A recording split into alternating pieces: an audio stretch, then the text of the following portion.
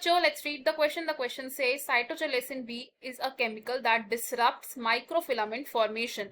This chemical would interfere with A. DNA replication, B. formation of mitotic spindle, C. cleavage, D. formation of cell plate. हमसे पूछा गया है कि cytochalasin B एक chemical है जो माइक्रोफिलामेंट फॉर्मेशन को डिसरप्ट करता है. तो साइटोचैलेसिन बी के एक्शन की वजह से कौन सी प्रोसेस इंटरफेयर होगी, हमें ये बताना है. तो इस क्वेश्चन में हमारा की कॉन्सेप्ट होगा अबाउट माइक्रोफिलामेंट्स. तो माइक्रोफिलामेंट्स क्या होते हैं? Microfilaments are the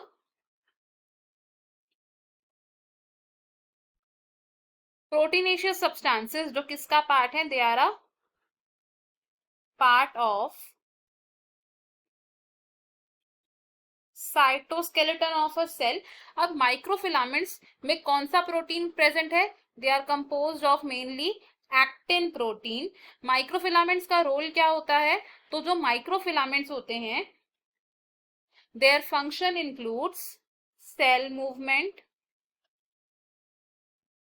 muscle contraction, muscle contraction and इनका सेल डिवीजन में भी रोल होता है, सेल डिवीजन में भी रोल होता है.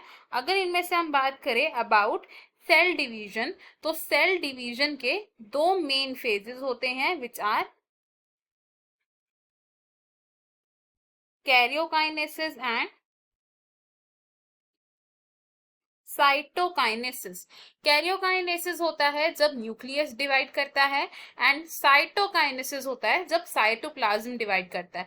तो जो माइक्रोफिलामेंट्स होते हैं इनका रोल होता है ड्यूरिंग द साइटोकाइनेसिस प्रोसेस.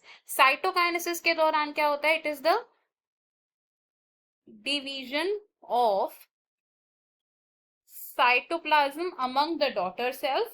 अब प्लांट सेल्स और एनिमल सेल्स में साइटोप्लाज्म की डिवीजन यानी कि साइटोकाइनेसिस की जो मैकेनिज्म है वो अलग है. अगर हम बात करें एनिमल सेल्स की, तो एनिमल सेल्स में साइटोकाइनेसिस कैसे होती है? एक फरो बनता है इन द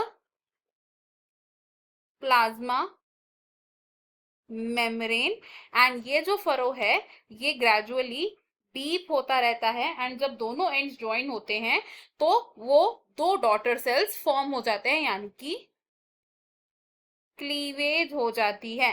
अब इसमें माइक्रोफिलामेंट्स का रोल क्या है? तो माइक्रोफिलामेंट्स में जो एक्टिन प्रोटीन्स होते हैं ये एक रिंग लाइक स्ट्रक्चर फॉर्म करते हैं, ring like structure is formed. और ये स्ट्रक्चर कहाँ फॉर्म हो रहा है? Around the cell that is about to divide, around the cell. And तो अब उसके बाद क्या होगा? फरो बनना शुरू हो जाएगा एंड एक्टिन एंड मायोसिन के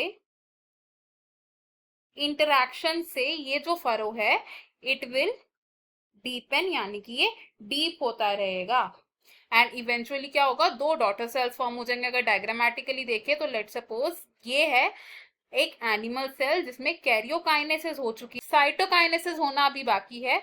तो ये क्या है? दिस इज द फरो जो both side of plasma membrane पर फॉर्म हुआ है and by the interaction of actin and myosin ये फरो फर्दर डीप होता रहेगा जब तक ये दोनों एंड्स ज्वाइन नहीं हो जाते एंड दो अलग अलग डॉटर सेल्स फॉर्म नहीं होते. तो these are the two daughter cells जो फॉर्म हो रहे हैं आफ्टर साइटोकाइनेसिस. नाउ जो साइटोचैलेसिन बी है, साइटोचैलेसिन बी है, ये है एक केमिकल जिसका रोल क्या होता है? ये एक इनहिबिटर की तरह एक्ट करता है. और इसका फंक्शन क्या होता है या ये किस चीज में एक्ट करता है? It prevents